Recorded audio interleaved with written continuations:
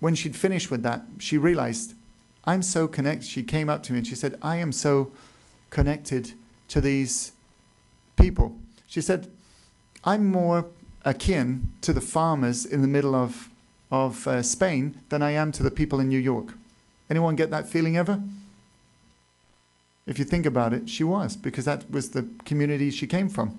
Exactly the same. They were doing exactly the same in Spain as she was in the middle of the United States. But geographically, you're connected to these people. Linguistically, you're connected to these people. But here's the concept. You're akin to everyone on the planet. It's just how it works. And our struggles and efforts through Care Highway and many of the other organizations, the Rotary and many other organizations out there that are struggling to get a message over. You guys are the smart kids. As they say, you'll have to excuse the kids, because apparently in Georgia they told me that's what the right way to say it. I'm not sure if they always get it right in Georgia. But you are. Many of you are here. How many people here are from the Honors Program? Okay. How many people are not? Well, first of all, you're all smart because you're here today, as far as I'm concerned. Part of that process. You're the leaders. Many people will follow you. Why? Because you are seeking information. You are seeking education. And this is the way forward. I look a lot of the time at some of the things that the structures around the organization and how we could do better. How could we improve our services? And part of that is to partner with other organizations and say, you know what, we don't know all the answers. And part of that is this reach out to say, look, if we work together, we're stronger. We can make a difference. I know in your life, I guarantee that everyone here has probably heard that whole rhetoric. Yes, we can make a difference and whatever. Honestly, ladies and gents, I woke up 11 years ago, almost to the day, in Sweden. I was writing a paper at a university of Sweden on humanitarian work, of all things. And I was used to working in the field a lot of the time, in conflict areas. And I thought, I've got to do something because I'm so used to it. I can't just sit and write. And so before I put my feet on the ground and I threw the covers back, I had an idea to do a project to send care packages to Bosnia from Sweden. Well, geographically, it's kind of difficult because it's about 2,000 miles or so. I didn't know anyone in Sweden, but I knew that there was a way. But let me tell you something. Don't ever let anyone limit you. They'll have their views, you can have yours. Peer pressure, whatever. And so I worked it out, and I've always dealt with a situation that I deal with every problem. I think about the situation, and I deal with every problem that comes up. I deal with every single problem that comes up. And if I do it in the right way, then I solve the problem. Well, I did. I gave myself 6 weeks to have this project underway. And of course, they told me, incidentally, well, maybe you should get a little website. Maybe you should get some kind of website going so people can see what you're doing.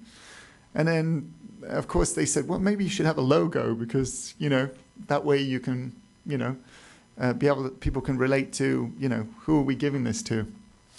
And then I made my way. I partnered with another NGO on the way down to deliver the food and the medicine. And I realized that I knew various villages that I knew were in great need, and they were surrounded by the war. And it was like the welcoming home son or daughters that the group of us that went down. It's kind of interesting. It was a lonely ride. It was about a 2.5-day ride down from Sweden to try to find our way, there.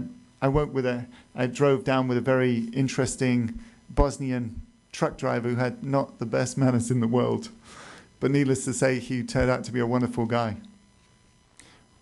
We arrived, and then I delivered the package. I don't know what was in my mind at that moment about what would I do then. What would be my goal? Okay, go back and finish the paper, and then go do something else, and maybe come back and go to some other part of the world. Who knows? But when I got there, I realized the need was so great. One of the villages, they didn't have anything to do with the children during the day. And so I spoke with the locals, and within 2 months we set up a daycare. It just happened. I couldn't have done it by myself. Why did I know that they needed it? I knew the culture. I understood the concept of working together. And so today, Care Highway, after many, many hundreds of thousands of miles and thousands of people that have been helped, it came up with, it was an accident. I was actually proving a point to myself, filling a need to do something. And the result is today that we have hundreds and hundreds of people around the United States, Europe, Africa that are working tirelessly for people that they've never met and they may never meet, and they don't mind because the trust is there.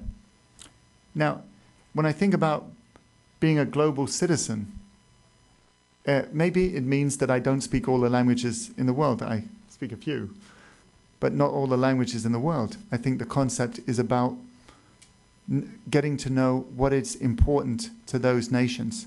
What's important to us? You know, as the world changes, and it will, and when you guys, I always say, when you guys are running things, because you're going to be the next presidents, the senators. Don't fool yourself. It's you. You guys are it.